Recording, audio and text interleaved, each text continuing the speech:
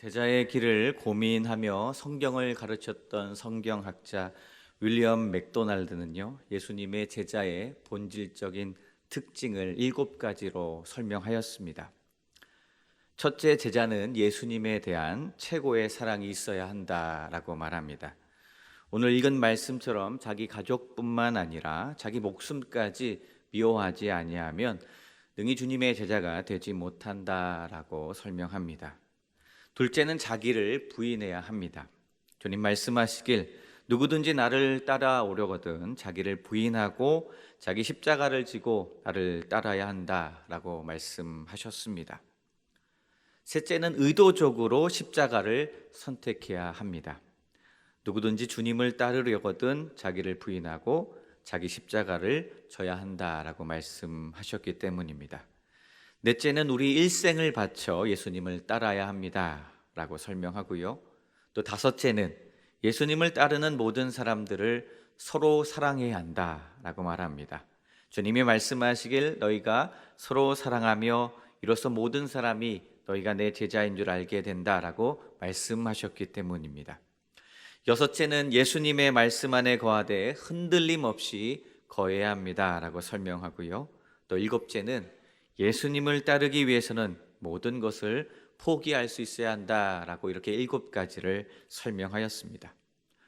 오늘 우리가 함께 살펴볼 누가복음 14장에서도 특별히 25절에서 35절의 말씀에서도 우리 주님께서는 주님의 제자가 되는 길에 대해서 가르쳐주고 계십니다. 주님 말씀하시기를 그리스도의 제자가 되려면 가장 먼저는 자기 가족보다 그리스도를 더 사랑해야 하고 또 자기 십자가를 지고 그리스도를 따라야 하며 또 자기가 가진 모든 것을 버릴 수 있어야 한다라고 친히 말씀해 주셨습니다.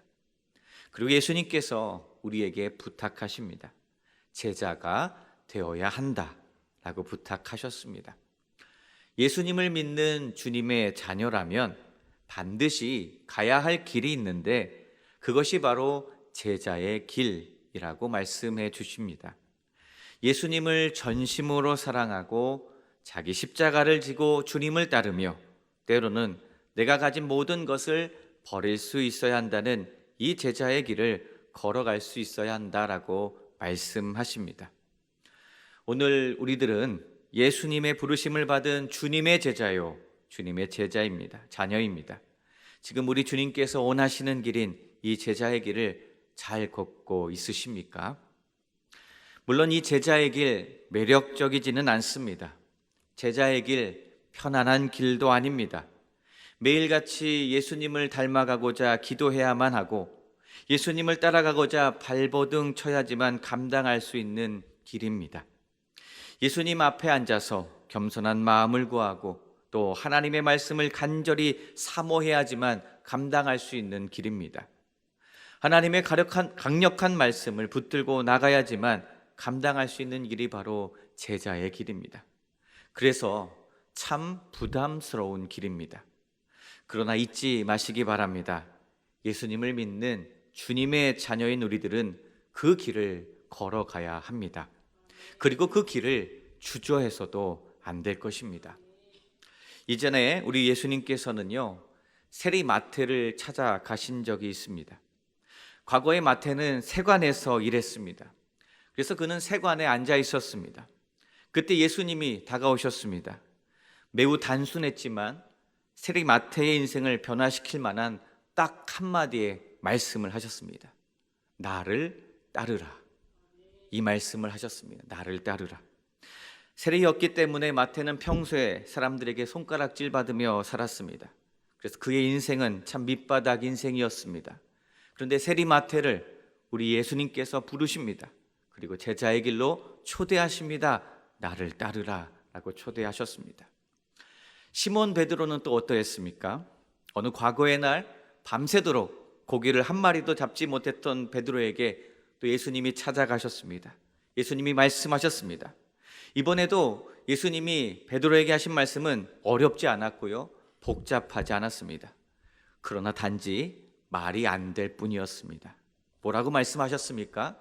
깊은 데로 가서 그물을 내려 고기를 잡으라 라고 말씀하셨습니다. 어려운 말 아니었습니다. 어부에게 이 말은 어려운 말 아니었습니다. 그러나 베테랑 어부에게는 시간 낭비처럼 보이는 말씀을 주님 하셨지만, 예수님의 말씀이 어려운 말은 아니었지만, 납득이 되진 않았지만, 베드로는 어떻게 했습니까? 그 말씀에 주저하지 않았습니다. 그 즉시 자기의 경험을 내려놓았고요, 예수님의 말씀에 순종하였습니다. 그리고 예수님이 원하시는 그 제자의 길을 따라 나섰습니다. 그렇습니다. 제자는요, 예수님의 말씀에 순종하는 것입니다. 주님의 제자는 이 제자의 길을 주저하지 않습니다. 예수님을 따라가는 길이 사실 그렇게 복잡하지는 않습니다. 그런데 그렇다고 해서 쉽지도 않습니다. 단지 무엇이 필요합니까? 주저하지 않고 주님의 말씀에 순종하는 것이 필요할 뿐입니다. 겸손한 순종이 있어야 합니다.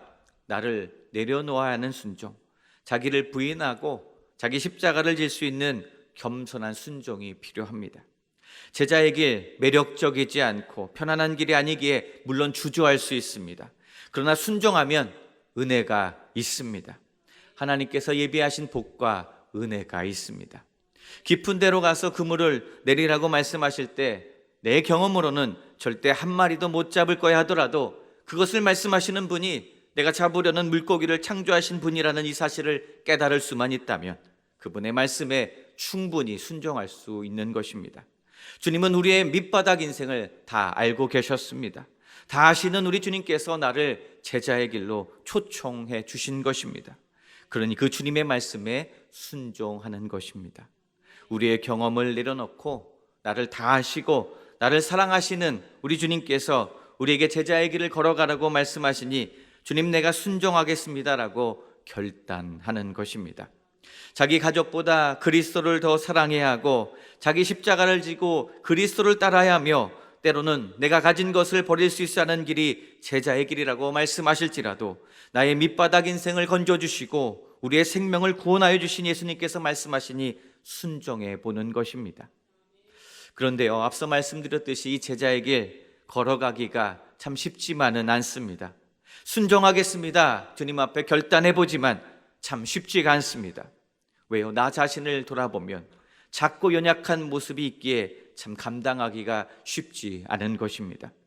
그래서 사도 바울도요, 이 제자의 길을 놓고 무척이나 괴로워했다라고 말합니다. 사도 바울이 고백하기를 선을 행하기 원하는 나에게 악이 함께 있다라고 고백한 일이 있습니다. 주님의 길을 걷기로 순종해야 하는데 자기 안에서 계속해서 들끓고 있었던 악한 본성을 보며 한탄한 일이 있습니다. 그래서 바울이 자신을 평가하기를 이렇게 평가합니다. 오호라, 나는 곤고한 사람이로구나 라고 평가했습니다. 오늘 우리들은 어떠하십니까? 예수 그리스도를 믿음으로 말미암아 모든 죄를 용서받았고 나를 따르라는 주님의 부름을 받았습니다. 그런데 여전히 옛적에 가졌던 욕구를 버리지 않고 있지는 않으십니까? 이것은 제자의 길을 걸어야 하는 우리들의 도전거리입니다. 제자의 길을 주저하게 만드는 원인입니다. 그래서 내려놓아야 할 것을 내려놓지 않으면 이 제자의 길 온전히 걸어갈 수가 없습니다. 오늘 우리를 올가매는 습관이 있습니다. 욕구가 있습니다. 죄악의 찌꺼기가 있습니다. 버려야 합니다. 돌이켜야 하고 회개해야 합니다. 하나님 앞에 모두 내려놓아야 합니다. 그래서 내 자신이 마음으로는 하나님의 법을, 육신으로는 죄의 법을 섬긴다는 이 말씀을 이겨내고 넘어서야 하는 것입니다. 그리고 오직 여호와 하나님만을 잠잠히 바라는 인생이 되어야 합니다. 그렇게 오직 예수님께만 사로잡히는 인생이 되어야 제자의 길을 걸어갈 수 있을 것입니다. 고린도후서 10장 3절과 5절 말씀에 우리가 육신으로는 행하나 육신에 따라 싸우지 아니하노니 모든 생각을 사로잡아 그리스도에게 복종해야 합니다라고 말씀합니다. 잠언 4장 23절에 모든 지킬 만한 것 중에 더욱 내 마음을 지키라 말씀하시고요, 생명의 근원이 이에서 난다라고 말씀하십니다. 우리는 예수 그리스도로 말미암아 제자의 길로 초대받은 제자입니다. 제자는 영적 전쟁터로 나가는 것입니다. 어슬렁거리는 우리 모든 생각을 사로잡을 수 있어야 한다는 것입니다. 진리의 말씀의 힘으로 우리의 생각을 사로잡을 수 있어야 합니다. 우리의 거짓된 생각은 버릴 수 있어야 할 것입니다. 그렇게 예수님의 말씀과 명령에 우리 자신을 순종시킬 때 제자의 길도 능히 걸어갈 수 있을 것입니다. 제자의 길을 걷다가 만나는 또 어려움 무엇이 있습니까? 바로 고난입니다. 제자의 길을 걷다가 만나게 되는 고난이 있습니다. 고통이 있습니다. 제자의 길이 순항만 있지 않기 때문입니다. 반드시 제자의 길을 걸을 때 시련이 있고요, 장애물을 만나고요, 난관을 만나게 됩니다. 그런데 우리는 착각할 때가 있습니다. 예수님만 믿으면 이 이후로부터 모든 일이 형통해지고 폭풍을 만날 일도 없고 고난도 없을 것이라고 착각합니다. 그렇지 않습니다. 제자의 길에 고난이 있습니다. 우리가 예수님을 믿었습니다. 주님께서 말씀하시길 나를 따르라 라고 하셔서 그 제자의 길에 나섰습니다. 그런데 그 길에서 무엇을 만난다고요? 고난을 만납니다. 문제를 만납니다. 참 고달픈 일을 만납니다. 요한복음 16장 33절에서도요, 세상에서는 너희가 환난을 당한다라고 말씀하십니다. 예수님께서 말씀하신 이 제자의 길을 걸어가는데 환난을 당한다는 것입니다. 그래서 느닷없이 풍랑을 만납니다. 장애물이 있어서 피하려고 힘을 써봤는데 정면으로 충돌하기도 합니다. 있는 힘껏 문제를 피해보려고 애를 참 많이 썼는데 오히려 재난을 향하여 재빠르게 질주한 적도 있었습니다. 도움을 받으려고 찾아갔는데 손가락질만 당한 적도 있었습니다. 내가 마음을 털어놓고 이야기하면 걱정해 주기를 바랬는데 난데없이 비난만 받은 적도 있었습니다. 이렇게 제자의 길을 가다가 만나게 되는 고난과 문제와 실패가 있습니다. 그러나 우리 하나님 어떠한 분이십니까? 우리의 이 수많은 실패와 고난을 소망으로 바꾸어 주시는 하나님이신 줄로 믿습니다. 우리가 하나님을 신뢰하고 주님께서 가르쳐 주신 이 제자의 길을 걸어갈 때 하나님께서 반드시 그 고난과 문제를 이길 은혜와 긍휼을 베풀어 주실 줄로 믿습니다. 문제 가운데, 고난 가운데 우리 하나님은 반드시 은혜와 긍휼을 베풀어 주십니다. 하나님을 신뢰할 수 있고 또 고난과 풍파가 있어도 하나님께만 온전히 초점을 맞추고 시선을 두고 하나님을 구하며 나아갈 수 있다면 하나님께서 반드시 그 문제와 어려움을 이겨나갈 은혜와 긍휼을 베풀어 주십니다. 히브리서 4장 16절 말씀에 그러므로 우리는 긍휼하심을 받고 때를 따라 돕는 은혜를 얻기 위하여 은혜의 보좌 앞에 담대히 나아갈 것이다 라고 말씀하십니다. 하나님께서 베풀어 주시는 은혜와 긍휼이 있다면 우리가 제자의 길을 걷다가 만나게 되는 이 문제와 고통도 능히 감당해낼 수 있게 될 것입니다. 베드로전서 5장 6절에 그러므로 하나님의 능하신 손 아래에서 겸손하라 때가 되면 너희를 높이시리라 라고 말씀하십니다. 하나님은 우리가 굴욕을 당함을 결코 내버려 두지 않으신다는 것입니다. 하나님의 강한 손으로 우리를 높여 주실 줄로 믿습니다. 하나님은 넘어진 자를 꾸짖지 않으시고요, 넘어진 자를 강한 힘으로 일으켜 세워주시는 하나님이십니다. 사도 바울도 이 고난과 환난을 이겨낸 후에 이런 고백을 했습니다. 로마서 5장 3절과 4절에 다만 이뿐 아니라 우리가 환난 중에도 즐거워하나니 이는 환난은 인내를, 인내는 연단을, 연단은 소망을 이루는 줄 알미로다 라고 고백한 일이 있습니다. 바울도 고난 속에서도 즐거워할 수 있었다라고 이렇게 고백했습니다. 바울은 이 고난을 통해, 문제를 통해 무엇을 깨달은 것입니까? 바울은 고난 속에서 인내를 배웠습니다. 바울은 고난 속에서 그의 인격이 성장했습니다. 바울은 고난 속에서 소망의 열매를 맺었던 것입니다. 제자의 길을 걷다가 고난을 만났을지라도 바울처럼 하나님의 은혜와 긍휼을 구하고 찾기만 하면 결코 실망할 것이 없는 것입니다. 나를 사랑하셔서 자기 목숨을 버려주시고 영원한 생명과 구원을 허락하여 주신 예수님만을 신뢰하며 나아갈 때 반드시 승리하게 될 줄로 믿습니다. 하나님께서 우리에게 은혜와 긍휼을 베풀어 주십니다. 그렇게 능히 제자의 길을 감당할 수 있게 하여 주실 것입니다. 주님을 신뢰함으로 자기를 부인하고 자기 십자가를 지며 한 걸음씩 제자의 길을 걸어가다 보면 마침내 어둠은 물러가게 될 것이고 승리의 빛을 만나게 될 것입니다. 그러니 이제 다시 힘을 내시기를 바랍니다. 이제 다시 출발해 보시기 바랍니다. 이제 다시 제자가 되는 길을 믿음을 가지고 주님을 신뢰함으로 걷고자 결단하시기 바랍니다. 예레미야 10장 23절에 여호와여 내가 알거니와 사람의 길이 자신에게 있지 아니하니 걸음을 지도함이 걷는 자에게 있지 아니하니이다라고 말씀하십니다.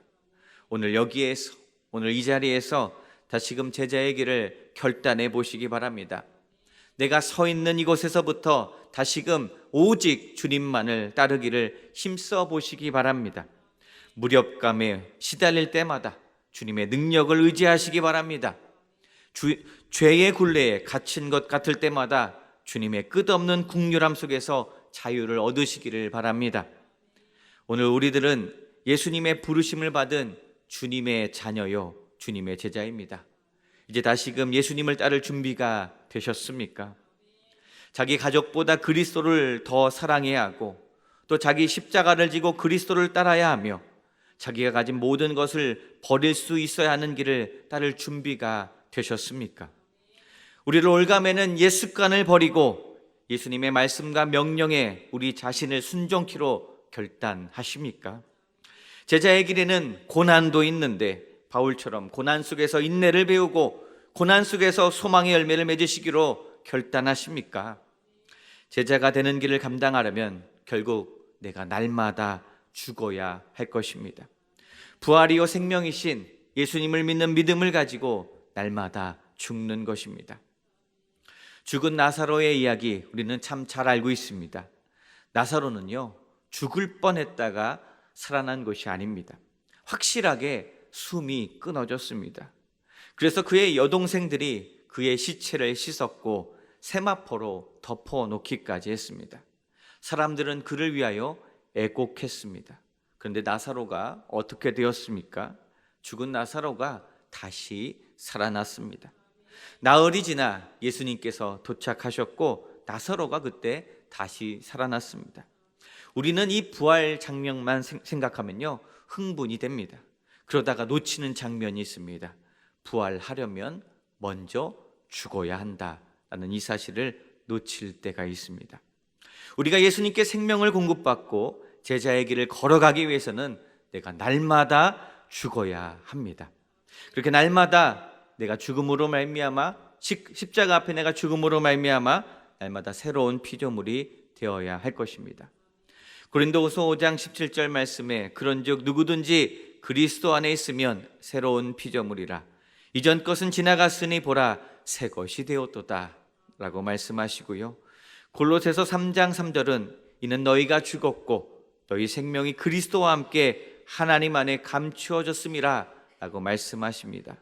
그렇습니다. 우리가 죽어야 그리스도와 함께 날마다 다시 살아나게 될 것입니다. 그리고 주님께서 말씀하시는 제자의 길도 능히 걸어갈 수 있게 될 것입니다.